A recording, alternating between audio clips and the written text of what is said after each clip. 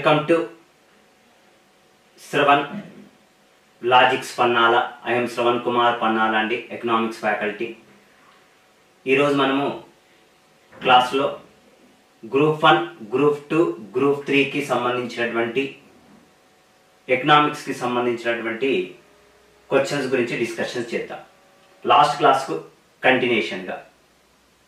Okay, మనకు score ఎక్కువ రావడానికి ఈ మధ్యలో జేఎల్ ఎగ్జామ్స్ జరిగాయి. వివిధ పోటీ పరీక్షల్లో కనుక చూసుకున్నట్లయితే తెలంగాణ ఎకానమీలో 10 మార్క్స్ అడుగుతున్నాడు జనరల్ స్టడీస్ పేపర్లో. తెలంగాణ ఎకానమీ, ఇండియన్ కాదు, తెలంగాణ ఎకానమీ. ఈ 10 మార్క్స్లో 5 to 6 marks social economic survey నుంచి అడగడం జరుగుతుంది. ఆ ప్రశ్నలే ప్రామాణికంగా తీసుకుని రూపొందించానండి ఈ ప్రశ్నలన్నీ కూడా. ఓకే, ఇవన్నీ గ్రూప్ 2, గ్రూప్ 3, గ్రూప్ 1 కి యూస్ఫుల్ గా ఉంటాయి, ఉపయుక్తంగా. ఓకే, మొదటి ప్రశ్న గురించి డిస్కషన్ చేద్దాము. 2019-20 మరియు 2020-21 మధ్య స్థూల సాగు విస్తీర్ణములో పెరుగుదల శాతం ఎక్కువగా ఉన్న మొదటి 4 జిల్లాలు ఏవి అని ఇచ్చాడు. మెదక్, ఫస్ట్ ఆప్షన్ లో Medak, Vikarabad, Mahbubnagar, Sangareddy. Second option Medak, Jangaon, Mahbubnagar, Vikarabad. Third option Medak, Vikarabad, Mahabub Nagar, Jangaon. Fourth option Medak, Vikarabad, Nalgonda, Mahbubnagar అండి. ఇక్కడ కనుక చూసుకున్నట్లయితే చాలా టిపికల్ క్వశ్చన్ గా చెప్పవచ్చు. ఇది ఆన్సర్ ఏదండి అంటే, ఆన్సర్ కనుక చూసుకున్నట్లయితే ఫోర్త్ వన్ మనకు, third one is the correct answer. ఏ జిల్లాలండి? మెదక్, వికారాబాద్, మహబూబ్ నగర్, జనగాం డిస్టిక్. ఈ జిల్లాలు స్థూల సాగు విస్తీర్ణంలో ఎక్కువ పెరుగుదల శాతముగా ఉన్నాయి అని చెప్పవచ్చు.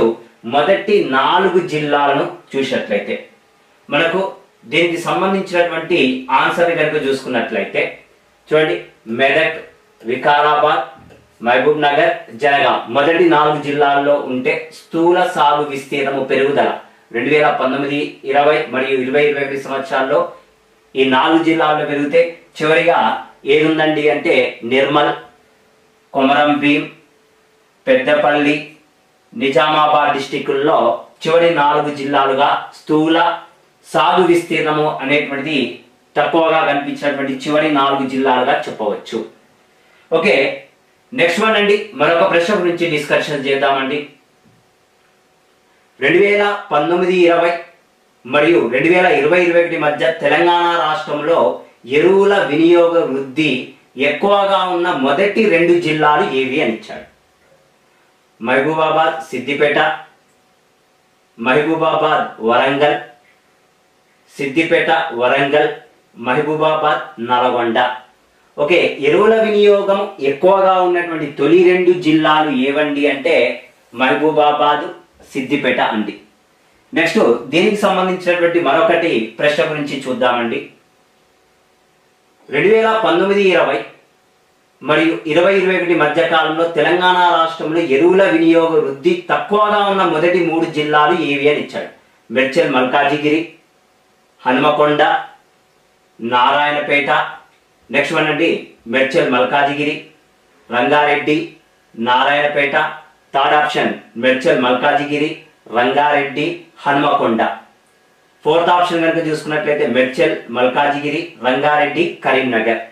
Okay, answer first one is the correct answer. Medchal, Malkajgiri, Hanamkonda, Narayanpet అనేటువంటిది ఎరువుల వినియోగం తక్కువగా 2019-20, 2021 ఆర్థిక సంవత్సరాల మధ్య తెలంగాణ రాష్ట్రంలో ఎరువుల వినియోగ వృద్ధి తక్కువగా ఉన్నటువంటి 3 జిల్లాలు. మరి ఎక్కువగా ఉన్నటువంటివి ఏవండి అంటే మహబూబాబాద్ మరియు సిద్దిపేట అనేటువంటివి ఎక్కువగా కనపడుతున్నాయి. దీనికి సంబంధించినటువంటి విశ్లేషణ కనుక చూసినట్లయితే మనకు ఎరువుల వినియోగం 2019-20, 2021 సంవత్సరాల్లో ఎరువుల వినియోగం ఎక్కువగా ఉన్నటువంటిది మహబూబాబాద్. తర్వాత జిల్లా ఏదండి అంటే సెకండ్ వన్ సిద్దిపేట అయితే థర్డ్ వన్ సంగారెడ్డి. చివరి జిల్లా ఏమున్నాయి? మేడ్చల్, మల్కాజిగిరి, వరంగల్ అర్బన్ ఇప్పుడు హన్మకొండగా పేరు మారడం జరిగింది. తర్వాత నారాయణపేట, ఆ తర్వాత 4th ప్లేస్ లో ఉన్నది కరీంనగర్. ఓకే, నెక్స్ట్ వన్ మరొక ప్రశ్న గురించి డిస్కషన్ చేద్దామండి.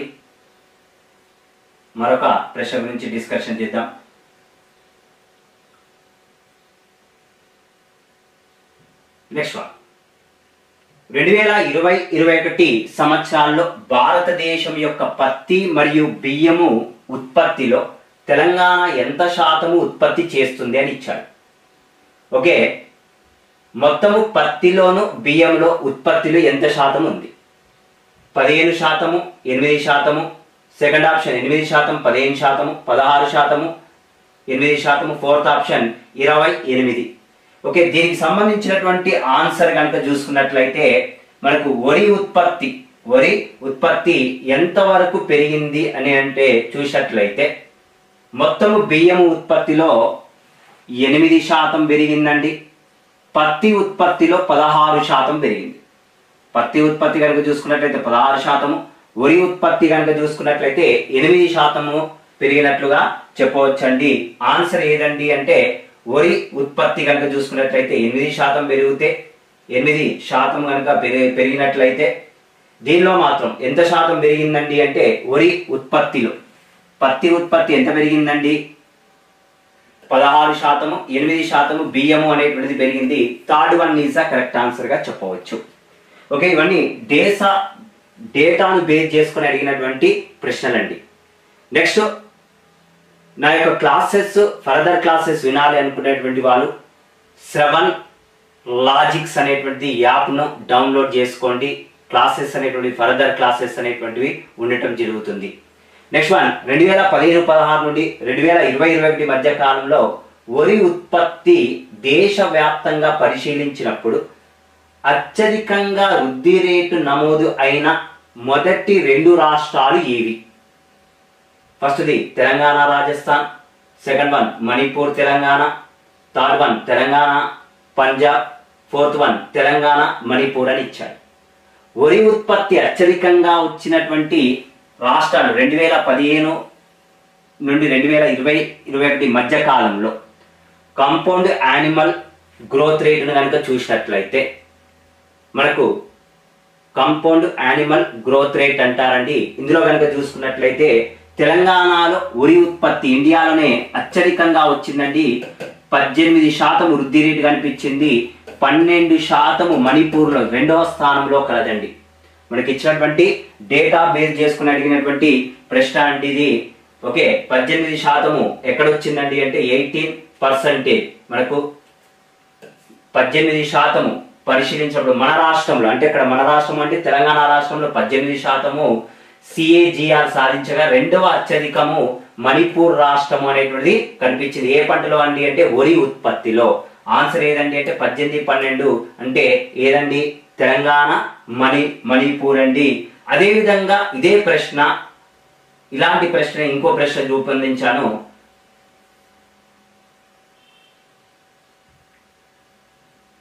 ఓకే, ఇక్కడ చూసినట్లయితే ఆన్సర్ ఏదండి అంటే తెలంగాణ మణిపూర్. నెక్స్ట్ మరొక ప్రశ్న గురించి చూద్దాం. సేమ్ అండి 2015-16 నుండి 2020-21 మధ్య కాలంలో పత్తి ఉత్పత్తి దేశవ్యాప్తంగా పరిశీలించినప్పుడు అత్యధిక వృద్ధి రేటు నమోదు అయిన మొదటి 2 రాష్ట్రాలు ఏవి?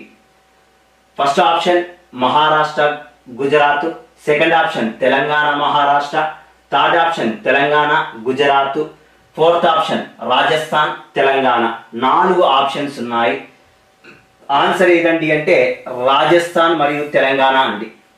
రాజస్థాన్లో పత్తిలో గనక చూసుకున్నట్లయితే కాంపౌండ్ యాన్యువల్ గ్రోత్ రేట్ కనుక చూసుకున్నట్లయితే 2015-16 నుండి 2020-21 మధ్య కాలంలో రాజస్థాన్లో పత్తి పంటలో ఉత్పత్తి 16% రాగా CAGR 16% రాగా తెలంగాణలో 8.8 తోటి 2వ స్థానాన్ని ఆక్రమించింది. సెకండ్ ప్లేస్ ను ఆక్రమించిందండి. 2వ స్థానంలో కనిపించింది తెలంగాణ రాష్ట్రం. ఇక్కడ చూసినట్లయితే అదేవిధంగా పత్తి పంటలో CAGR లో కనుక చూసుకున్నట్లయితే తెలంగాణ రాష్ట్రం 8.8, రాజస్థాన్ 16. అంటే దేశంలో 2వ అత్యధికంగాను తెలంగాణ రాష్ట్రం కలదు.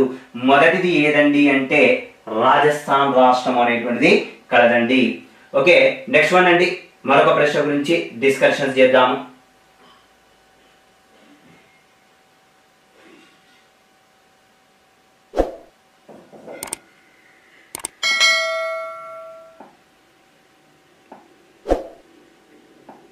ఓకే, తెలంగాణ రాష్ట్రంలో 2020-21 సంవత్సరాలలో పంట వైవిధ్యము ఎక్కువగా నమోదైన మొదటి 3 జిల్లాలు ఇవి. నిర్మల్, వికారాబాద్, సంగారెడ్డి అని ఇచ్చాడు. ఓకే, ఫస్ట్ ఆప్షన్లో ఏబిసి, సెకండ్ ఆప్షన్లో సిబిఏ, థర్డ్ ఆప్షన్లో ఏసిబి, ఫోర్త్ ఆప్షన్లో సిఏబి అని ఇవ్వటం జరిగింది. దీనికి సంబంధించినటువంటి ఆన్సర్ ఏదండి అంటే first one ABC is a correct answer. ABC is a correct answer అండి. పంట వైవిధ్యము అంటే ఏంటండి? ఓకే, పంట వైవిధ్యం క్రాప్ డైవర్సిటీ అంటారు. క్రాప్ డైవర్సిటీ అంటే ఏంది? ఇప్పుడు ఒక పంటను పండిస్తారు ఈ సీజన్లో, నెక్స్ట్ సీజన్లో మళ్ళీ పంటను మారుస్తారు. అలా వివిధ రకాలైనటువంటి బహుళ పంటలను పండించేటువంటి విధానాన్నే పంట వైవిధ్యము అంటారండి. ఈ పంట వైవిధ్య సూచిలో మొదటి స్థానంలో ఉన్నటువంటి జిల్లా ఏదండి అంటే నిర్మల్ అయితే, సెకండ్ ప్లేస్ లో ఉన్నది వికారాబాద్, సంగారెడ్డి. నెక్స్ట్ ఇలాంటి ప్రశ్న మరొకటి అడిగానండి, చూద్దాము. తెలంగాణ రాష్ట్రంలో 2020-21 సంవత్సరాలలో పంట వైవిధ్య సూచిలో ఏ 3 జిల్లాలు అట్టడుగు స్థానంలో ఉన్నాయి, చివరి స్థానంలో ఉన్నాయని ఇచ్చాను. అట్టడుగు. ఓకే, ఫస్ట్ ఆప్షన్ లో Mulugu, Komaram Bheem, Narayanpet, second option Peddapalli, Karimnagar, Suryapet, third option Peddapalli, Mulugu, Karimnagar, fourth option Mulugu, Peddapalli, Karimnagar అనేటువంటివి ఇవ్వడం జరిగింది. ఇందులో ఆన్సర్ ఏదండి అంటే మనకు second one is a correct answer. Peddapalli, Karimnagar, సూర్యాపేటలో పంట వైవిధ్య సూచిలో అతి తక్కువగా కనపడుతున్నటువంటి జిల్లాగా చెప్పవచ్చండి. దీనికి సంబంధించినటువంటి ప్రూఫ్ కనుక చూసుకున్నట్లయితే పంట వైవిధ్య సూచి అత్యధికంగా ఉన్నది, మొదటి స్థానంలో ఉన్నది ఎవరండి అంటే ఫస్ట్ ప్లేస్ లో ఉన్నది నిర్మల్ అయితే, second place Vikarabad, third place Sangareddy కలదు. అయితే చివరి స్థానంలో ఉన్నది ఏదండి అంటే పెద్దపల్లి, కరీంనగర్, సూర్యాపేట. ఈ 3 జిల్లాలు అతి తక్కువగా కనపడుతున్నాయండి. నెక్స్ట్ మరొక ప్రశ్న గురించి డిస్కషన్ చేద్దామండి.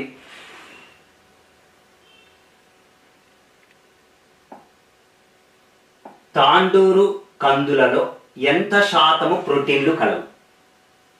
20-24, 21-24, 20-21, ఫోర్త్ ఆప్షన్ లో 22-24. గన్ షాట్ క్వశ్చన్ అండి.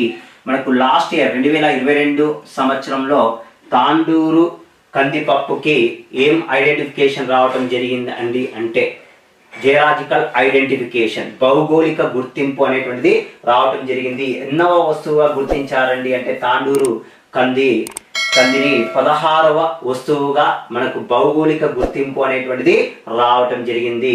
16వ వస్తువుగా రావటం జరిగింది.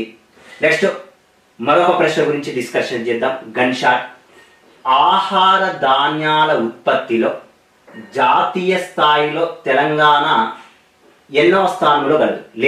లేటెస్ట్ డేటా ప్రకారం 2021-22 ఆర్థిక సంవత్సరాల్లో ఎన్నవ స్థానంలో ఉంది? మొత్తం ఆహారపు ధాన్యాలు అంటే ఏంటండి?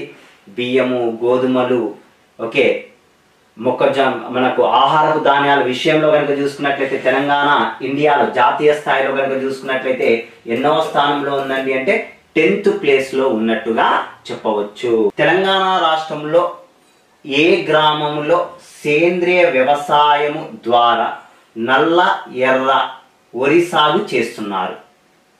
ఓకేనండి, నల్ల బియ్యము, ఎర్ర బియ్యము వరి సాగు అంటే ఎక్కడ జరుగుతుంది? తెలంగాణ రాష్ట్రంలో. అది కూడా సేంద్రియ వ్యవసాయం, ఆర్గానిక్ ఫర్టిలైజర్స్ ద్వారా అని ఇవ్వటం జరిగింది. ఫస్ట్ ఆప్షన్ నల్గొండ జిల్లా మల్లపల్లి మండలంలో పెళ్లిపాకల అనేటువంటి గ్రామం. సెకండ్ ఆప్షన్ మంచిర్యాల జిల్లా దండపల్లి అనేటువంటి మండలంలో నాగసముద్రం అనేటువంటి గ్రామము. థర్డ్ ఆప్షన్ వరంగల్ జిల్లా గీసుకొండ మండలం గంగాదేవిపల్లి అనేటువంటి గ్రామంలో. ఫోర్త్ వన్ యాదాద్రి జిల్లా తుర్కపల్లి మండలము వాసల మర్రి అనేటువంటిది ఇవ్వటం జరిగింది. ఇందులో answer second one is the correct answer అండి. Second one is the correct answer. Number 2 is the correct answer గా చెప్పవచ్చు. Second one is the correct answer. Mancherial జిల్లాలో దండేపల్లి మండలంలో నాగ సముద్రం అనేటువంటి గ్రామంలో ఆర్గానిక్ ఫర్టిలైజర్స్ ద్వారా బియ్యాన్ని పండించడము జరుగుతుందండి. ఎక్కడండి అంటే చూడండి, నూతన వ్యవసాయం ఒక అధ్యయనము. మంచిర్యాల జిల్లా దండేపల్లి మండలంలో నాగసముద్రం గ్రామానికి చెందినటువంటి రైతులు గత 3 ఏళ్లుగా సేంద్రియ వ్యవసాయానికి అలవాటు పడి తమ పొలాల్లో నల్ల ఎర్ర వరి సాగు అనేటువంటిది చేయటం జరుగుతుంది.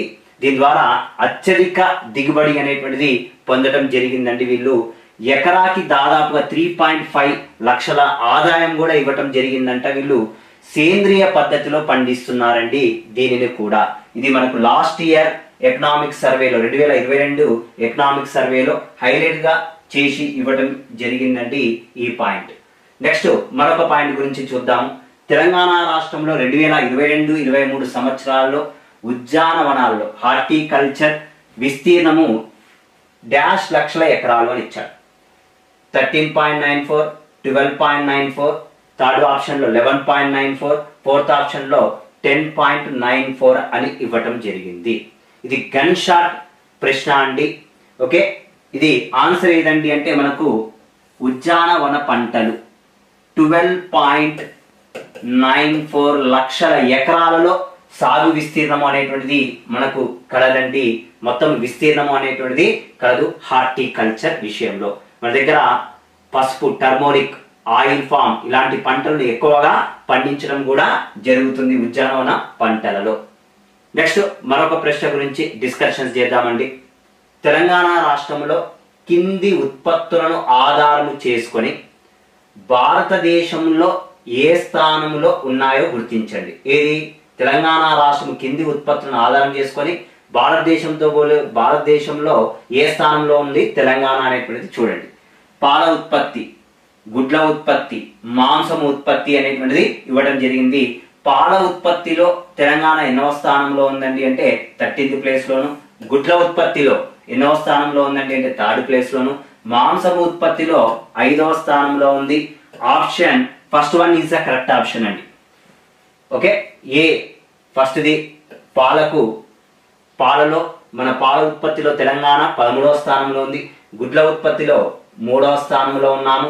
మాంసం ఉత్పత్తిలో 5వ స్థానంలో కలవండి.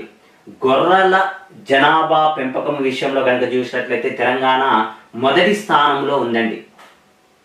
గొర్రెల సంఖ్య పరంగా చూసినట్లయితే మొదటి స్థానంలో ఉన్నది. నెక్స్ట్ మరొకటి గన్ షాట్ ప్రశ్న.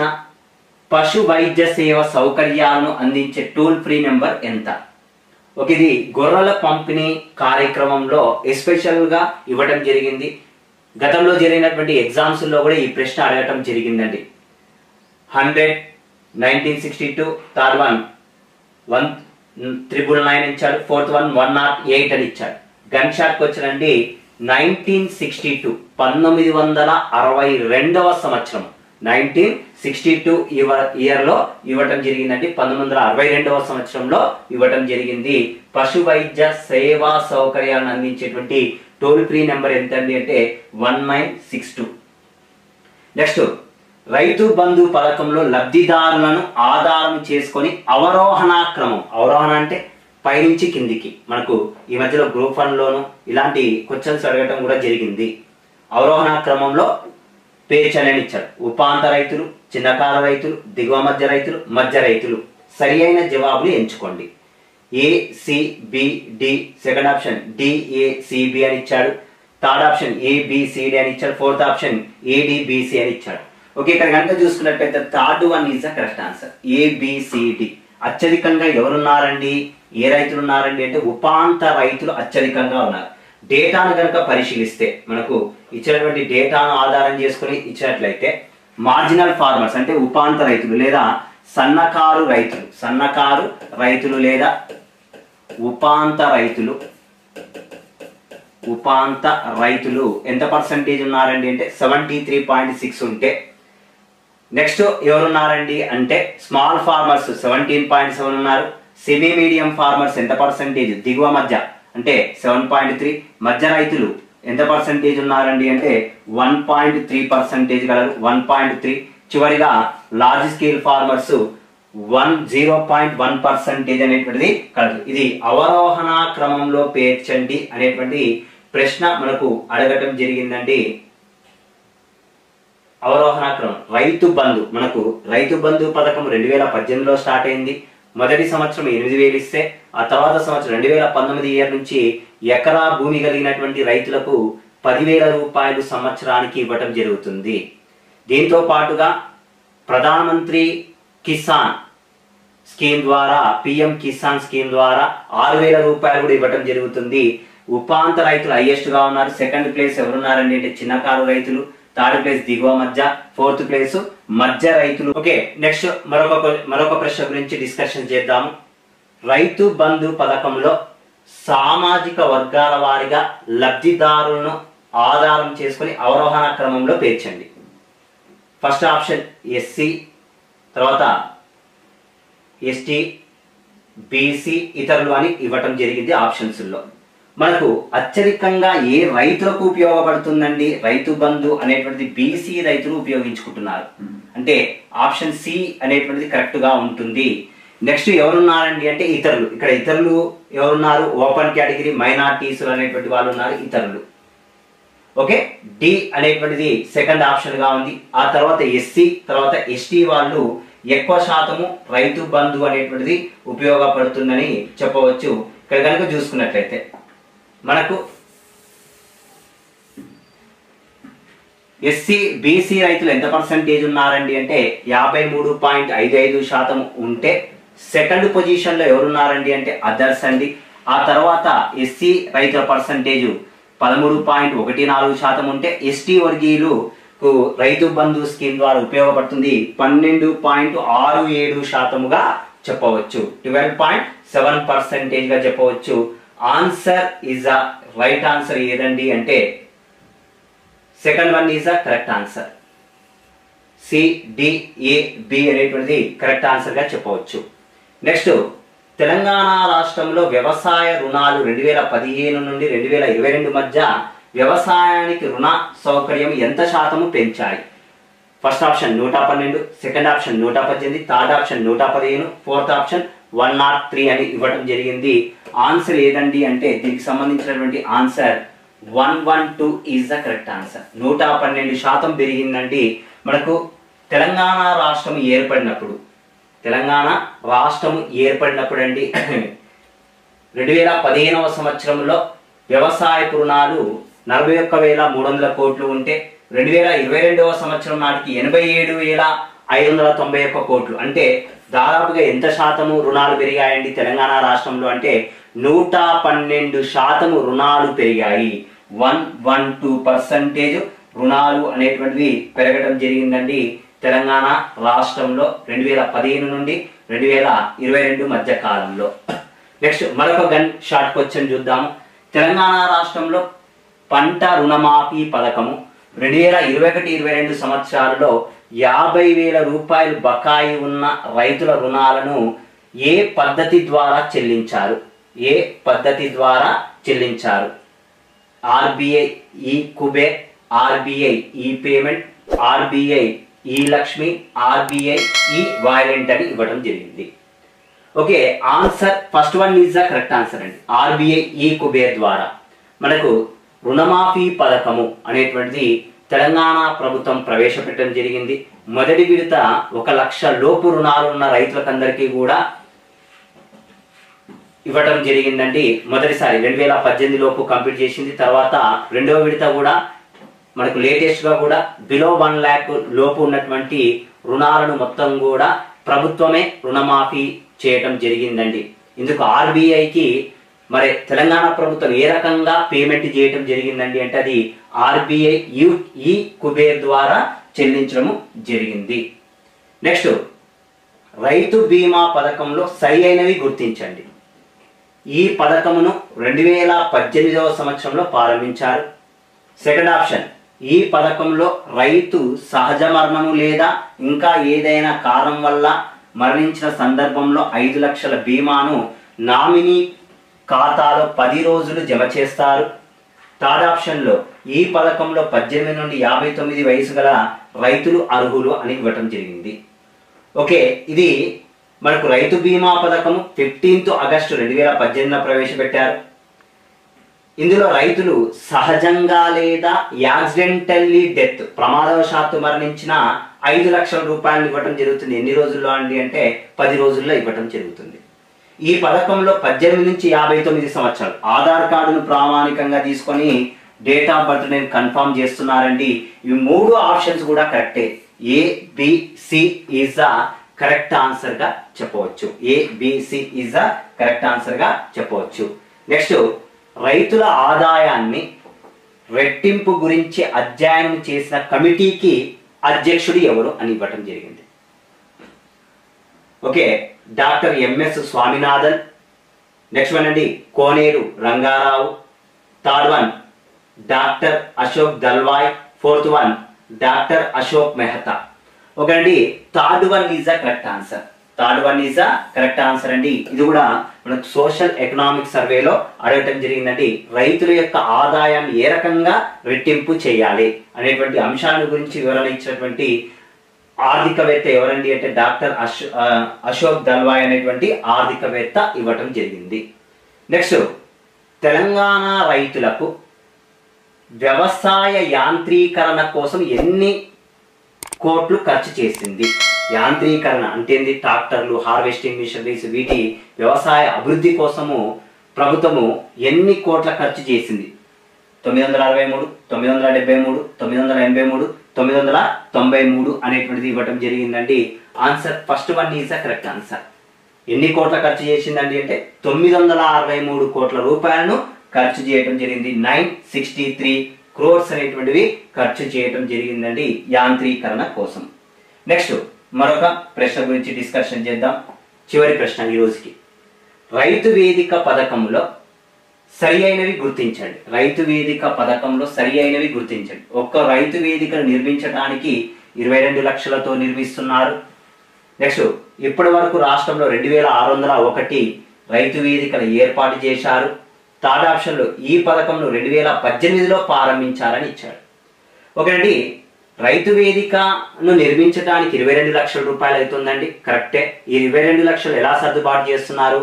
వ్యవసాయ శాఖ వాళ్ళు 12 లక్షల రూపాయలు ఇవ్వగా 10 లక్షల రూపాయలు మహాత్మా గాంధీ జాతీయ ఉపాధి హామీ పథకం ద్వారా 10 లక్షల రూపాయలు, మొత్తం 22 లక్షల రూపాయలను సర్దుబాటు చేస్తున్నారు. నెక్స్ట్, ఇప్పటి వరకు 2601 రైతు వేదికలను నిర్మించడం జరిగింది. అయితే third option is the wrong option. రైతు వేదిక అనేటువంటి పథకం 2020వ సంవత్సరంలో ప్రారంభము కావటం జరిగిందండి. బి మరియు C is the correct answer. B మరియు C is the correct answer అండి. ఓకే అండి, ఇది రైతు వేదికకు సంబంధించింది. ఓకే, ఫర్దర్ గా మరిన్ని క్వశ్చన్స్ అండి, ఇంకా డైలీ క్వశ్చన్స్ కూడా పెంచడం జరుగుతుంది. ఇంకా మీకు ఏమైనా రిక్వైర్మెంట్ అవసరం ఉంటే కింద కామెంట్ సెషన్స్ లో చేయండి.